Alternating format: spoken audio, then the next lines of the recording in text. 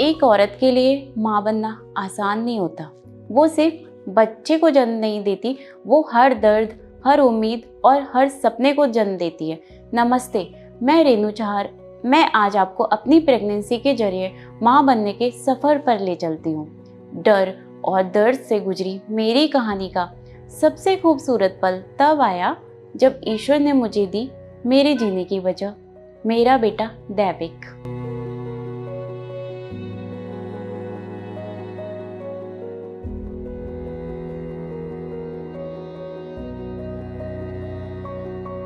ये मेरी दूसरी प्रेगनेंसी थी। पहली बार जब मैं माँ बनने वाली थी तो दिल में बस एक ही सपना था, अपने गोद में अपने बच्चे को लेने का। लेकिन नियति को कुछ और ही मंजूर था।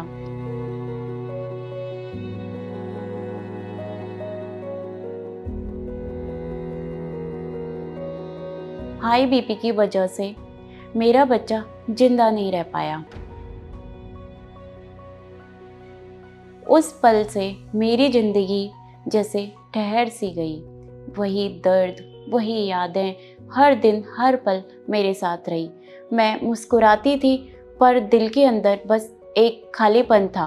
कोई भी जश्न अच्छा नहीं लगता था, हर खुशी अधूरी लगती थी, जैसे हर जगह कुछ कमी सी रह गई हो।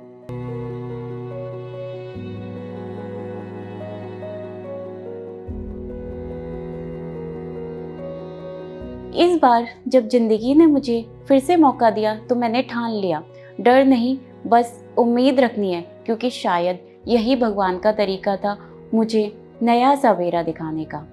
कुछ समय बीता और फिर एक दिन मेरी ज़िंदगी ने मुझे फिर से एक खबर दी। मैं दोबारा प्रेग्नेंट थी। खुशी तो थी पर उसके साथ एक गहरा डर भी था, डर कि कहीं भी कुछ गलत ना हो जाए।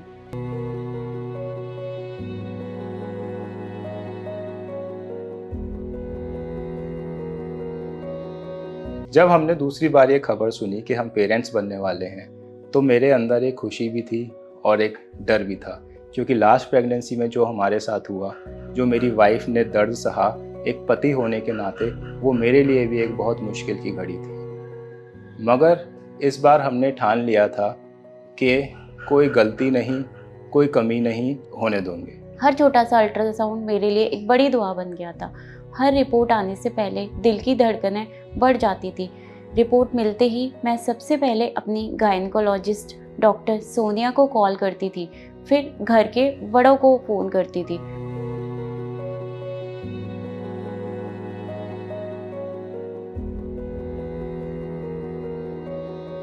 पहले दिन से लेके आखिरी दिन तक मैंने यही कोशिश की कि मैं हर टाइम अपनी वाइफ के साथ रहूं, उसकी सारी ज़रूरतों का ख्याल रखूं, उसके साथ जहां वो जाती है जाऊं, उसके हर टेस्ट, हर रिपोर्ट, हर अल्ट्रासाउंड में मैं उसके साथ गया, उसकी सारी ज़रूरतों का ध्यान रखा और बस यही कोशिश की कि कहीं चूक ना हो जाए।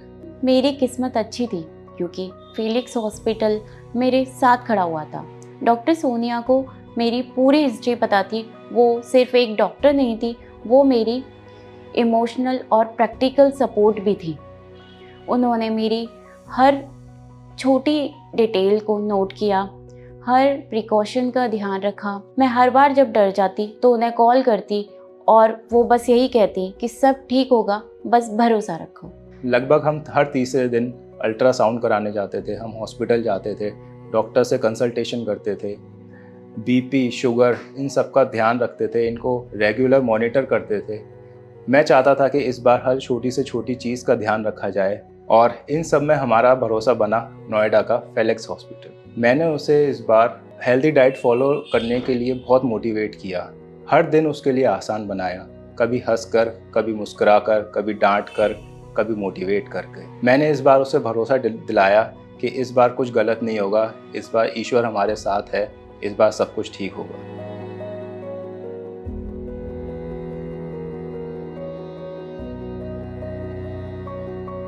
फिर एक दिन वो पल आया जिसका मुझे इंतज़ार था, मेरी डिलीवरी का दिन। डॉक्टर सोनिया उस वक्त ट्रैवल कर रही थी। रात के 12 बजे उनकी फ़्लाइट जैसे ही एयरपोर्ट पर लैंड हुई, वो अपने घर गए बिना सीधे फिलिक्स अस्पताल पहुंची। वो भी सिर्फ मेरी डिलीवरी के लिए। रात के 1:18 पर मेरा बेटा हुआ। जब मैंने ऑपरेशन थिएटर में अपने बच्चे की पहले रोने की आवाज़ सुनी, मुझे लगा जैसे भगवान ने खुद मुझे अपनी गोद में उठा लिया हो। 1:18 का टाइम था। मैं ऑपरेशन थिएटर के बाहर ही खड़ा था। मुझे अंदर से एक बच्चे की रोने की आवाज़ आई और मैं अपने आंसू रोक नहीं पाया। उस वक्त मुझे लगा मैं दुनिया का सबसे अमीर इंसान हूँ। कोई दौलत, कोई शोहरत उस खुशी के आगे कोई मायने नहीं रखती थी। मैंने सबसे पहले फ़ोन उठाया और अपने ससुर जी को फ़ोन किया, क्योंकि वो मेरे दिल के बहुत करीब हैं। मैं चाहता था कि सबसे पहले ये खबर वो सुने।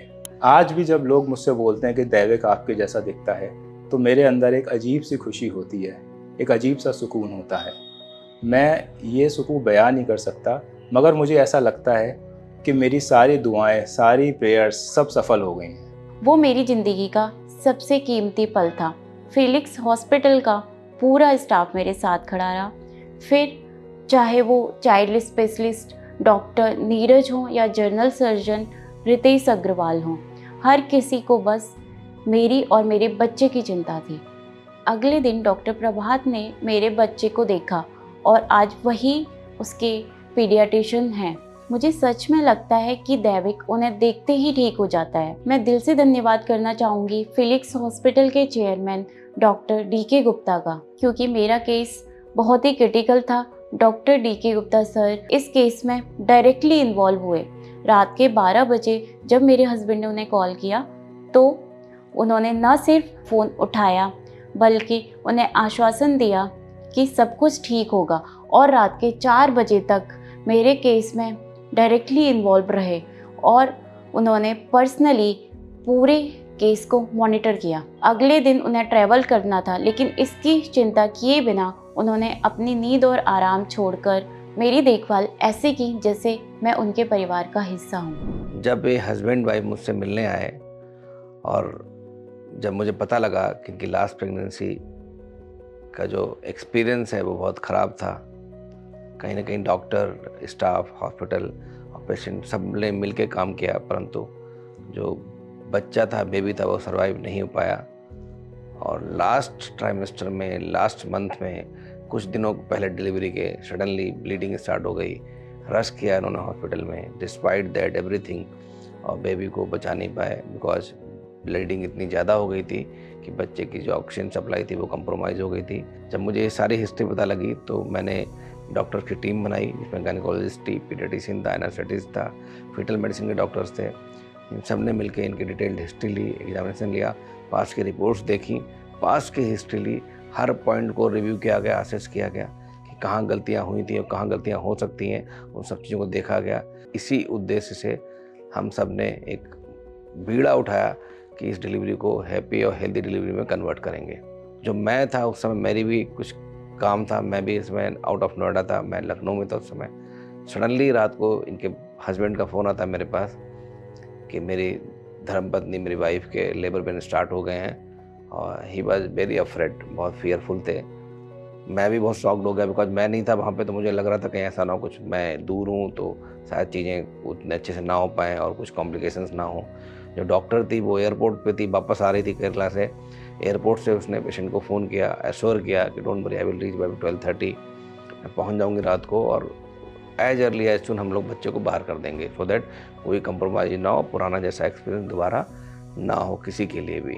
मानोगे नहीं, उस समय डॉक्टर का हमने बैकअप लिया बिकॉज हमें लग रहा था कि फ़्लाइट लेट हो जाए या फ्लाइट लैंड देर से हो, डॉक्टर ना पहुंच पाया, तो इसलिए तुरंत दूसरी गायनेकोलॉजिस्ट को बुलाया गया घर से। उसके हमने बैकअप के लिए सर्जन को बुलाया अपने, सो दैट कि अगर गायनेकोलॉजिस्ट को सपोर्ट चाहिए हो सर्जन की, या गायनेकोलॉजिस्ट लेट हो जाए या कुछ प्रॉब्लम ना हो, कोई ब्लीडिंग डिसऑर्डर ना हो अंदर, कोई भी रिस्क ना लेते हुए हमने सर्जन का बैकअप रखा। सर्जन को कॉल किया, पीडियाट्रिशियन को कॉल किया, OT को तुरंत रेडी कराया गया, एनास्थेटिस्ट ड्यूटी पे थे, सारी चीज़ें देखी गई, सब चीज़ें क्रॉस चेक करी गई, कोई गलती ना हो।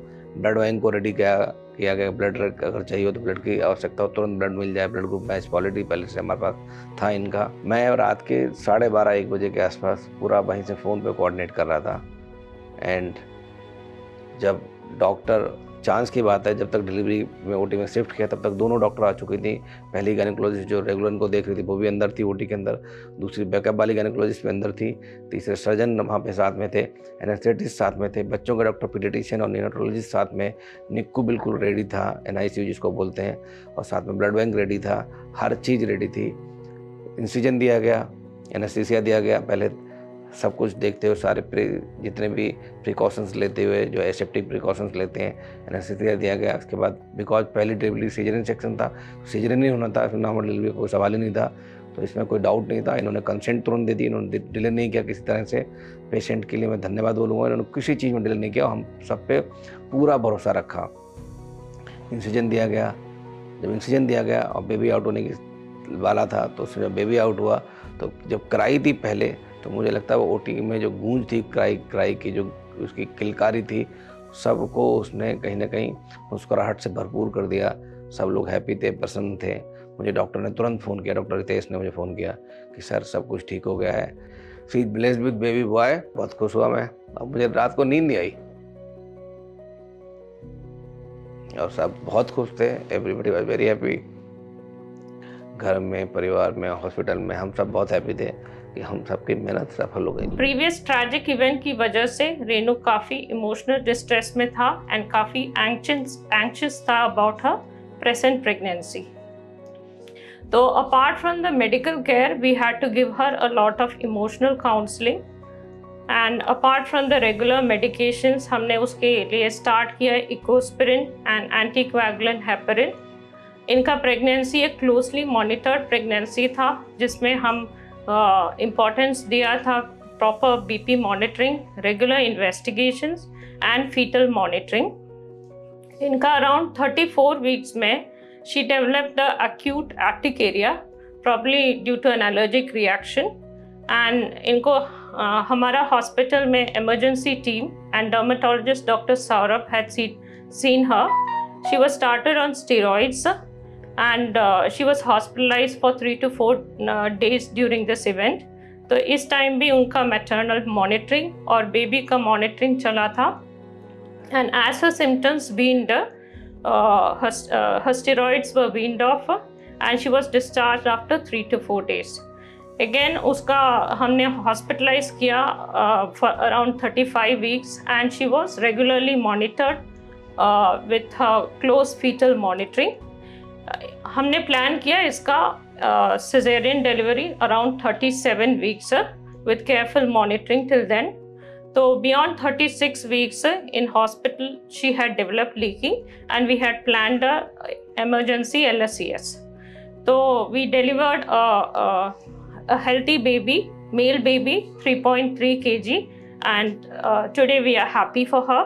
Renu and her husband are happy about their baby and their pregnancy story. आज जब मैं पीछे मुड़कर देखती हूँ तो सोचती हूँ, अगर हर अस्पताल में हर डॉक्टर अपने मरीज से ऐसे अपनापन और समर्पण दिखाए तो हर महिला की प्रेगनेंसी चाहे कितनी भी कठिन क्यों ना हो, वो उम्मीद के साथ उसे पार कर सकती है। आज मेरा बेटा दैविक 1.5 साल का हो गया है और जब भी मैं उसकी मुस्कान देखती हूँ तो दिल से पूरे फिलिक्स हॉस्पिटल के स्टाफ का शुक्रिया करती हूँ। दैविक का मतलब होता है देवों का वरदान। सच में मेरे जीवन का सबसे सुंदर आशीर्वाद है।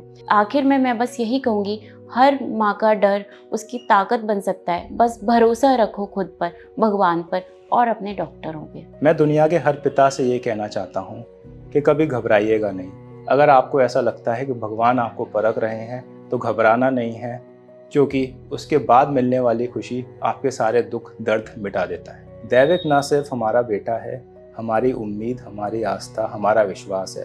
थैंक यू फिलिक्स हॉस्पिटल, जिसने ना केवल हमारे दर्द को समझा बल्कि एक डॉक्टर और एक मरीज के रिश्ते की मिसाल भी बना। Thank you Felix hospital.